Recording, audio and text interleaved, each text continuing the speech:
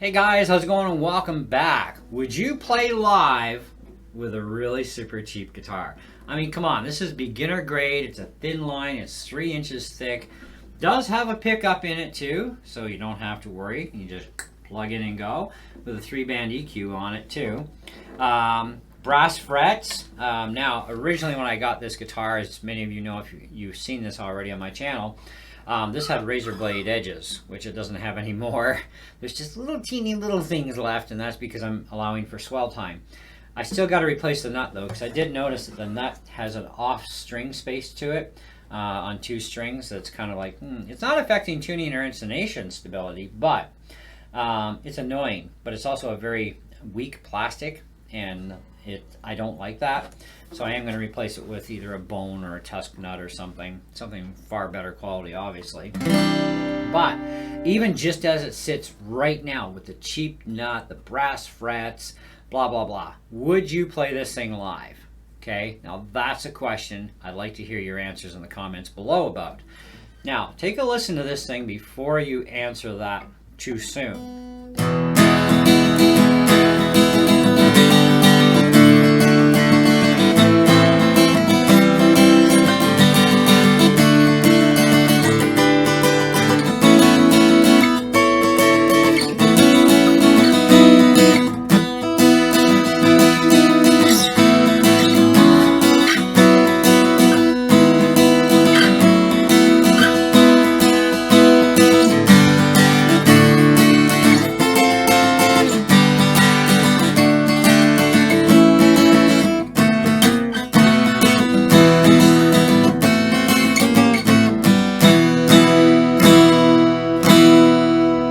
Now that was with a .50 millimeter pick. Let's drop the gauge to .46.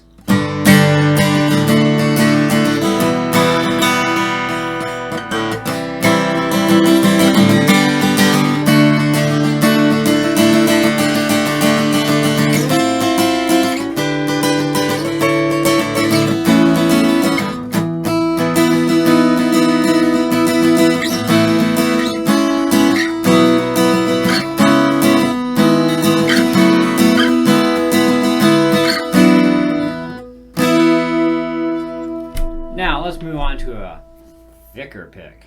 This thing has like no real give to it. It's so hard to plastic. All the tone just left. It's hard to hold the pick and strum with it. It's making me clunky.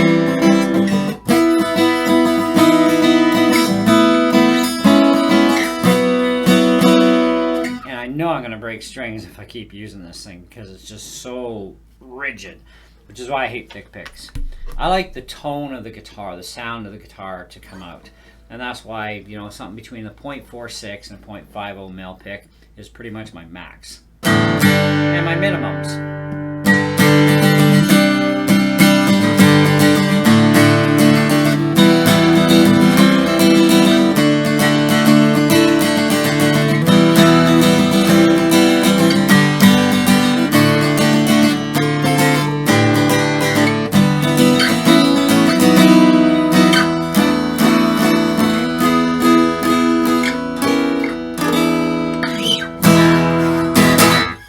Okay, now I'm an advanced player. Many of you are too, watching this video, because you're like, what is he gonna say? So there are a lot of people who have the wrong attitude in life when it comes to music and guitars especially. And the wrong attitude is being that when you become a certain level of player, you figure, well, I'm at that range. I should be having those really expensive guitars. Or maybe you're a beginner thinking, oh, I should have an expensive guitar now. Well, it's kind of your pocketbook, man. Because seriously, I've been teaching people for close to 30 years, and a lot of people could not even play, no matter if it was left or right-handed, if their life depended on it.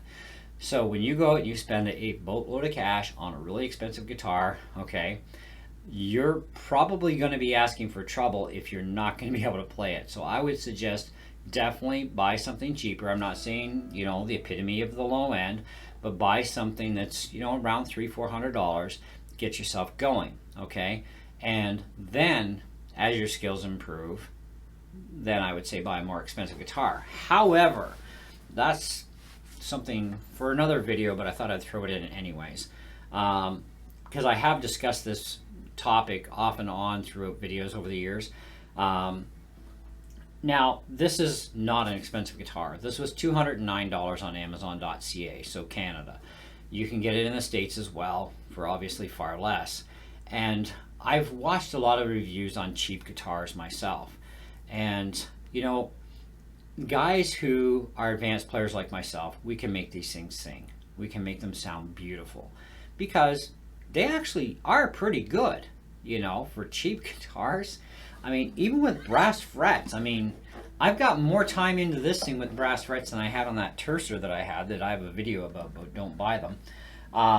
And I haven't done 1 inch in damage to these frets. So they're obviously got some other compound in them that's making them extremely durable because, believe me, I've been trying to wreck the frets intentionally here. And they're not taking on damage. So I'm kind of like, this is good. All right, it's winter.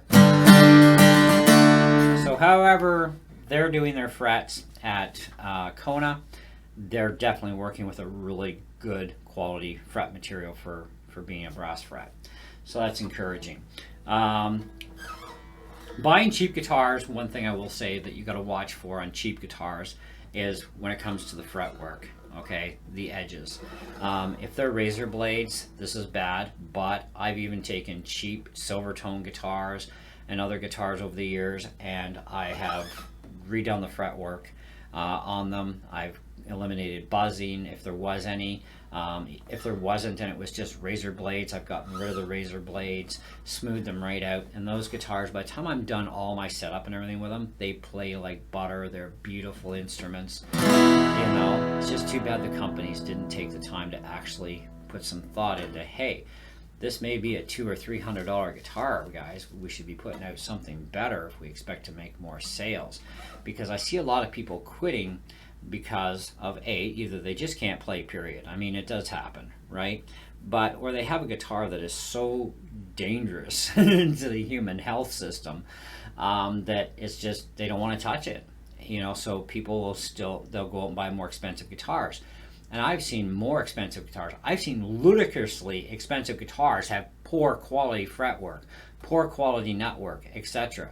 I mean, I look at Gibson versus Epiphone. I own both. And I can tell you right now, on my Gibson Les Paul Studio, the fretwork is amazing. It really actually is amazing, right? But I've also seen Gibsons with lousy fretwork. Now, the nut, they didn't do a very good job cutting that nut on my Gibson, okay? Every Epiphone I've ever bought has had fantastic fretwork pretty well and awesomely done nuts for the slots. They've been fantastic. And it's like, Epiphone is owned by Gibson. Why is Gibson not doing as good a quality of work as their sister company that is doing cheaper guitars of the same models and making them better? Like, seriously, there's something wrong there, right? But it's the way it is. Now, I personally, guys, I would play live with this in a heartbeat. I would not be afraid of it, even though I'm an advanced player and this is a beginner grade guitar. And I'm going to be checking out more of these guitars for you guys during the course of this year. I'm going to order a couple from Donner and probably a few other brands that are on Amazon that are lefties. Now, I am only going to be doing this with lefties. I have 3 right-handed guitars, and although I can play right-handed, I'm not that great at it in comparison. And I have 3, and that's where I'm stopping. I'm not buying any more right-handed guitars. Unless somebody gives them to me, fine, I'll take freebies. But otherwise, my plan is for lefties. You'll be able to buy the same models in a right-handed, so don't worry. But I'm going to be buying the lefty models, and we're going to see how they fare. You know, and we'll also see how many of them I actually keep. Because the one thing I'm not going to do is I'm not going to do any work ahead of time. We'll unbox them, we'll check them out, see what they're really like, and if they play really good and they sound good, I'll probably end up keeping them, and I'll do the extra work if any work is needed. But I'm also looking at the fact that I've seen a lot of YouTubers getting the same brands for free, and they're saying that they're amazing guitars, the fretwork is beautiful and this and that. And I'm kind of thinking the same thing as one other YouTuber did a video on is, you know, I think the title was something to the effect of are YouTube channels that are getting guitars given to them, like, are they getting the better guitars? Anyways, and you know, it does kind of make sense that a company, if they want to promote their product, would hand out the very best guitar quality work to a YouTuber, because this is global wide for sales for them, right? So they want to make sure that at least the YouTuber gets it. Now, is that true or is that false? And that's where I'm on a mission to see, because I want to know myself. But at the same time, there are a few that have tickled my fancy to go, I kind of like that. Okay, wish list, add. And as I get money to buy them, I'm going to, and we'll check them out ourselves. So, but I would not be embarrassed, even as an advanced player, or even if you're an intermediate player and you're already gigging, right? I would not be embarrassed to play a cheap guitar on stage, you know, because this thing even, it's fantastic.